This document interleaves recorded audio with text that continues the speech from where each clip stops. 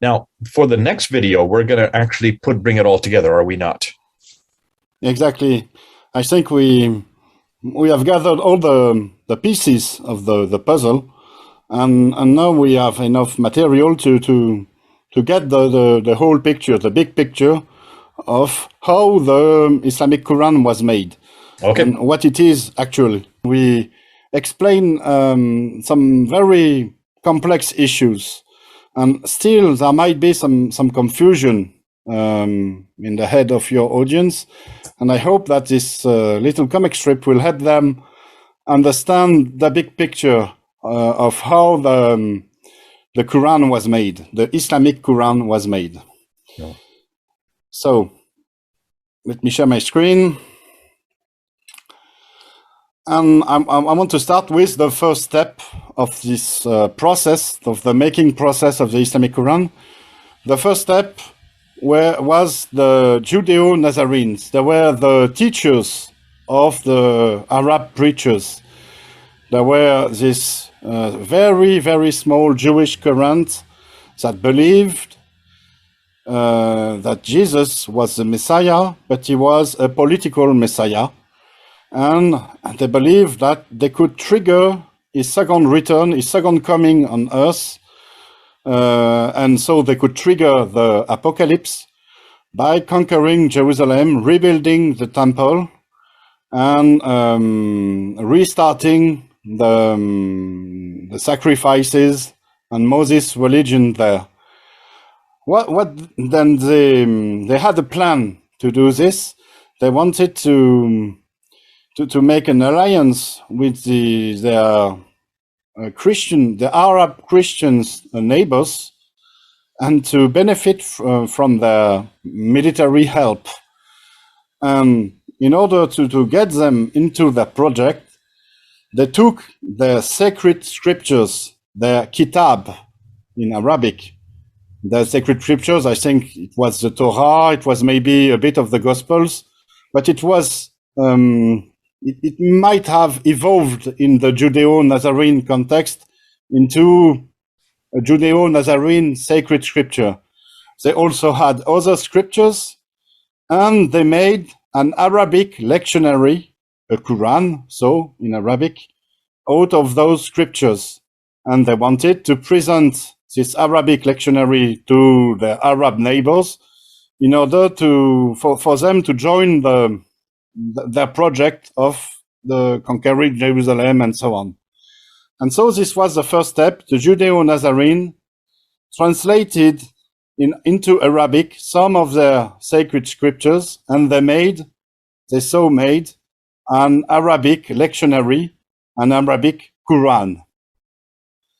Then those Judeo-Nazarene taught some Arab preacher. We don't know whether there were one or several preachers.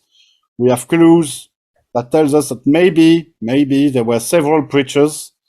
The standard Islamic narrative, of course, tells us that there was only one, but it also tells us about false prophets, other prophets who prophesied something besides Muhammad. So maybe there were several preachers that were taught by the Judeo-Nazarenes. So they taught the Arab preacher about their kitab, their sacred scripture here, and they taught him the Arabic lectionary, the Arabic Quran. And together they made notes and instruction for proclamations and sermons. And the Arab preacher wrote notes, the Judeo-Nazarenes wrote notes, and in those notes, it was about the sacred scriptures of the Judeo-Nazarene, the Torah, the Gospel, and it was also about the Arabic lectionary, because the preacher, his main goal was to present the Arabic lectionary to an Arab audience. And this is what he did. With the Arabic lectionary, with his notes and drafts, and also with other notes, and with the help of the Judeo-Nazarenes, he addressed an Arab audience and told them what he had in his notes. He told them about the Kitab, which means the sacred scriptures, the Judeo-Nazarene sacred scriptures. He told them about the Arabic lectionary, the Quran, the Arabic Quran. And we see that in the Quranic text, sometimes he also addressed Jews, people of the book, but mostly he addressed an Arab audience. And we can gather from the Quranic text itself and also from other sources that this Arab audience was Christian at the time or had been Christianized, already Christianized. What happened then? When the Arab conquest took place, when Jerusalem was conquered, the Messiah did not come back. And so the Arab who took Jerusalem got rid of the Judeo-Nazarenes, got rid of their sacred scriptures, got rid of the Arabic lectionary, and got also rid of the Arab preachers because they failed. They failed at their project. They failed at having Jesus come back in Jerusalem. And so the Judeo-Nazarenes and their Aramaic texts and their Arabic text, which is the Arabic lectionary, were kind of eliminated around 640 up until the Umayyads. And what remained then? What remained was the Arabic notes and instructions for the proclamations, the former proclamation and the sermons. Those were the only Arabic texts that remained. And then someone, a caliph, or I don't know who exactly, someone had the idea to gather all those Arabic notes and instruction and to make a book out of it.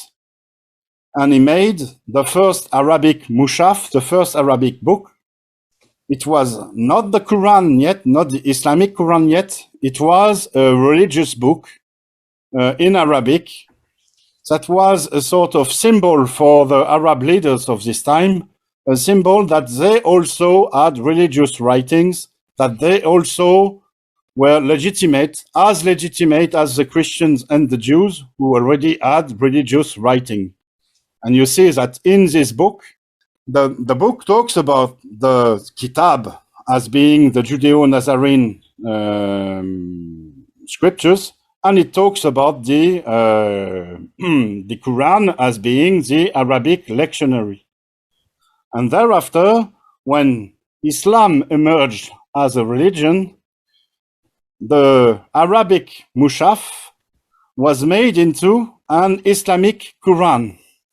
It was kind of the same book. Some corrections were made, some interpolations were made, but the major change was that the Kitab was now identified as the Islamic Quran itself, and the Arabic lectionary was now identified as the Islamic Quran itself, leading to a big confusion in the text and leading to the difficulty we have nowadays to identify what the Quran means in the Islamic Quran, what the Kitab means in the Islamic Quran.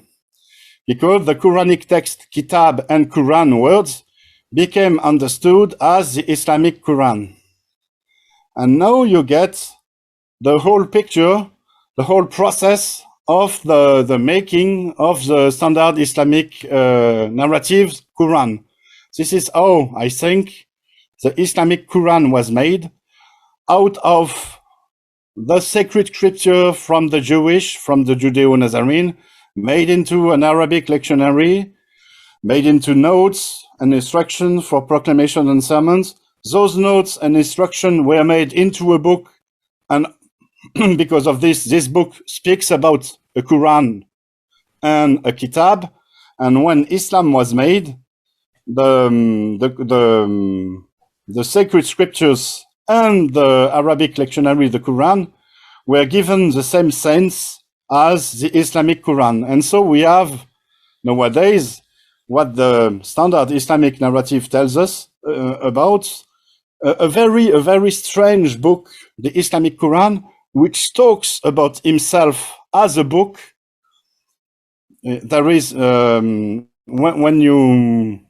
you look at the Quran according to the standard Islamic narrative, the Quran talks about himself as a book being already done, being already finished, as he talks himself as being a kitab. He talks about the Muslim as being the people of the kitab, the people of the book.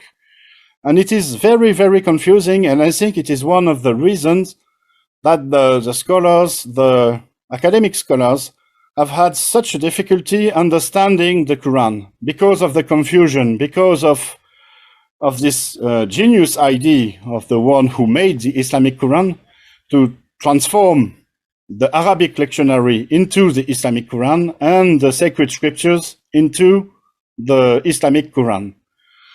So this is my sort of comic strip explaining the making of the Quran. I hope it is clear enough for your audience.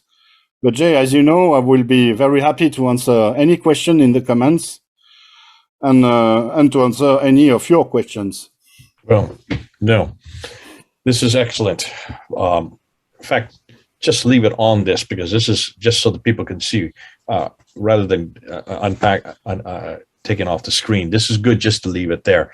And I think you've done a wholesale summation of everything you've done up on the Quran in just one page.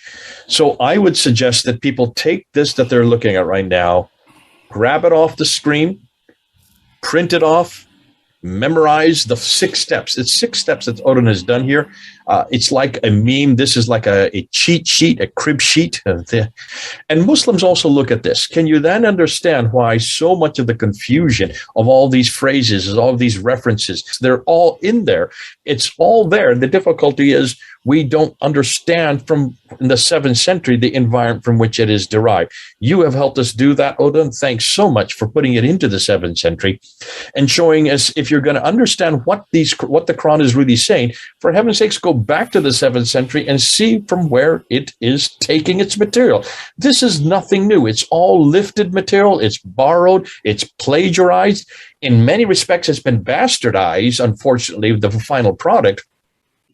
But the germ that is there can be understood once you read it for what it is. Stop imposing the standard Islamic narrative onto it. Stop taking sin and imposing onto it. Just read it as you have. You've done this in 6 steps here, showing us how the Judeo-Nazarenes waiting for Jesus to return didn't do so, had all the material there, were trained and bring it down from Aramaic down into Arabic so the Arab speakers could understand it.